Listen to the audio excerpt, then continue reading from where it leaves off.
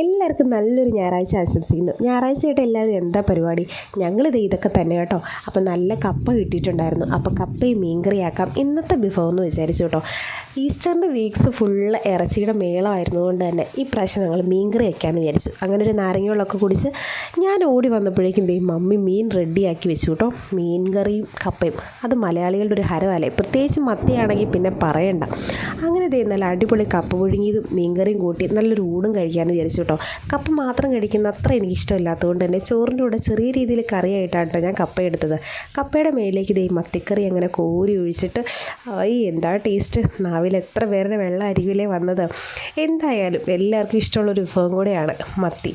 അങ്ങനെ മത്തിക്കറിയൊക്കെ കൂട്ടി നല്ല അടിപൊളി ഊണാണ് കേട്ടോ കഴിക്കുന്നത്.